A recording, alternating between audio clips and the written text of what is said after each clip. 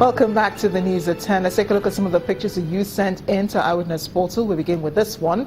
It shows a man hanging on dangerously to a moving bus along Orong Road in Uyo, Akwa Ibom State. Eyewitness Reporter calls on relevant agencies to arrest those who engage in this act. Our next picture shows flooded portions of Rockhaven Street in Jos, the Plateau State capital. Our Eyewitness Reporter calls on state authorities to fix the road and provide drainage. This photo was sent in from the Federal Capital Territory, Abuja. It shows cattle moving along the road unherded, close to the Federal Secretariat. Our Eyewitness Reporter wants government to prohibit such acts. We're in Lagos now, in Ikeja. You see the picture of an electricity cable on a roof. What a dangerous situation there. Our Eyewitness Reporter calls on relevant authorities to put up the cable and help save those who live in that building. Staying in Lagos, our final photo was sent in from Abayomi Street in Ajah. Our Eyewitness Reporter calls on the local council government to tar the road and create drainage. Thanks for sending in those pictures. Know that you too can become an eyewitness reporter for Channels Television, reporting events and happenings around you.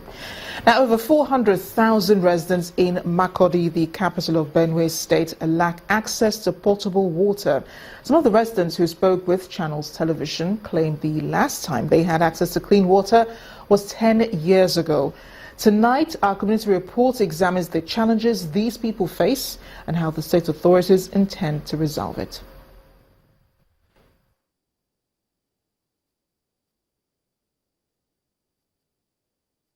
Now you're talking.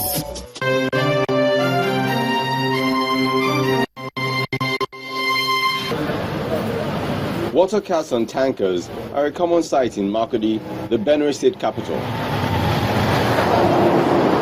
This can be attributed to water shortage, which has for some time been a source of worry for residents, as non-flowing taps give them little option than to patronize water vendors.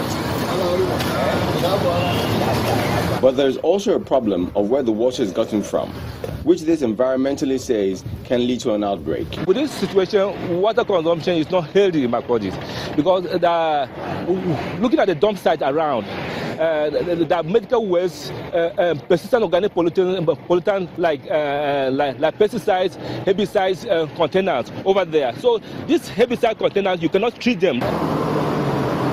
But that is secondary to the residents, who just need water at any cost for private and commercial purposes. It's about 3 days now where we didn't have water here. And the way it's affecting our business is too much because this is Ojare. Without this water, we do find difficult to wash people's car. And through washing people's car, we do eat. Like this morning, I bought a truck of water from those Malan, about 300 naira. How much are we washing their car? Just 500 naira. As in my area, it's almost 2 months now. There's no water because there's a broken pipe somewhere. So I want the government to act fast so that I'll be able to get water. There's nowhere in North Bank that water is running from a government tap right now. We are all independent suppliers of our own water. Is it our wood streams? Or people who have private boreholes are the ones who are going home happy. What comes as a surprise to many is that despite the presence of approximately 1,400 kilometer stretch in the form of River Benue, the problem of scarcity persists.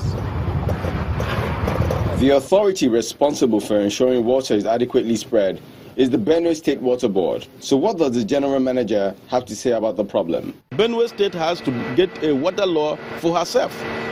We have to get a water policy. Water policy is what will determine what we should do here. We have to do customer enumeration. We have to know each and everybody taking this water. We have to know how to bill properly, and we have to know how to collect. And again, we have to train our manpower. Does it mean that nothing has been going on to get these issues resolved?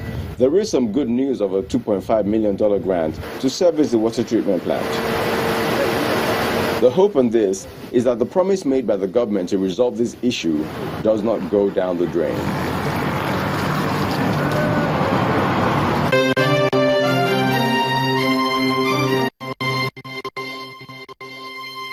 Etisalat. Now you're talking.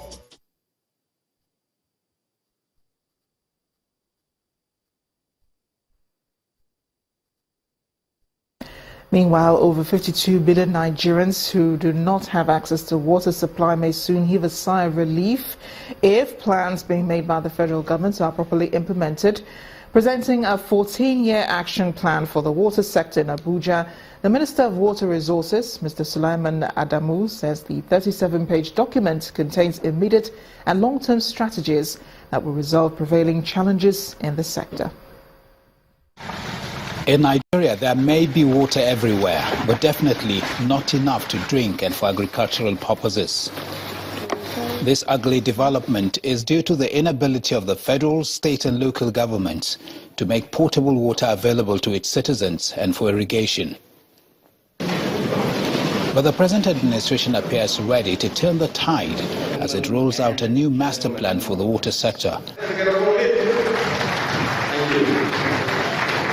Apart from increasing land for irrigation, the minister says the master plan has a blueprint to strengthen river basins in the country to improve food supply, security and job creation. To actualize the plan, he says the ministry has identified a detailed implementation plan in collaboration with other experts in the water sector. We intend developing our irrigation potential to 500,000 hectares at government level through direct government intervention, and to facilitate the development of another 1 million hectares by large-scale commercial farmers through our community public-private partnership initiative. The public presentation of the water sector roadmap is coming less than a week after the government launched another roadmap in the agricultural sector. The Minister of Agriculture has a goodwill message, while the Nigerian Senate throws its weight behind the roadmap. We know that we can no longer continue to rely on rainfall to sustain our agricultural ambitions, and they are very big. I'm ever ready, along with my colleagues in the Senate Committee on Water Resources and indeed the entire senators of the Federal Republic of Nigeria, to be supportive of all our NFP aimed at resolving water and sanitation problems in Nigeria. Resources in Nigeria's water sector include dams, reservoirs, river basin and irrigation, water supply intervention and sanitation, among others. Resources Nigerians would like to see the roadmap develop in due time. Ibrahim Adra, Channels Television News. The Kaduna State government has ordered owners of illegal structures built under high-tension cables at Bakalahu in Igabi local government area of the state to relocate within 21 days. The state government describes the buildings on the right-of-way of high-tension electricity cables as illegal. These buildings under high-tension wire in Kaduna State are marked for demolition by the state government. Residents here have been served with a 21-day notice by Kapsupta to vacate the area, as every structure here would face the bulldozer anytime soon. But the residents say they were ignorant of the dangers of building under high-tension cables, though they admitted not having the required certificate of occupancy. They didn't give me any form, but I have to give them what they need by that time. A small amount of money, even I don't remember how much. So they didn't give me any paper.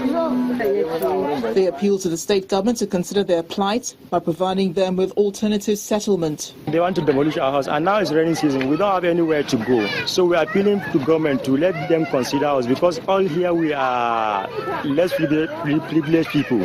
So if they demolish our house, we don't have a place to go. We have to remain under rain. We have small children. We have a family. When they come to destroy our house in this August, we have never know where we want to. So that's why my own say, make the governor treat us to pay us. Make we find another way we can scatter go everywhere. We leave the high tension naked. The state government says there's no hidden motive behind the planned demolition. Owners of the houses here have contravened Section 29 of the Kaduna State Urban Development Agency Law No. 12 of 2015. it is not true to say that for over 4 decades, people have been living under high tension in that very community. It's not correct. But like I explained to you, government action hinge on the law. Secondly, it also hinges on humanitarian ground because there's a need for you to avert disaster. That is the essence of government. The eviction notice served on the residents expired on Friday, August 19th. Any moment now, the bulldozer will move in, but residents are asking for more time. They gave us 3 weeks, and today it is the last day for us. Building or conducting business under high-tension power lines constitutes a great danger that could have fatal consequences. According to experts, the required setback for buildings from the center line of overhead wires and horizontal distance between such buildings of not less than 6 meters for 11 kV wire lines, while 9 meters is the recommended distance for 33 kV wire lines. Next on the news at 10, as the 2016 Olympic Games comes to a close in a few hours, 2000 gold medalist Daniel Igali calls for early preparations for the 2020 Games. We'll have more in sports news. Please stay with us.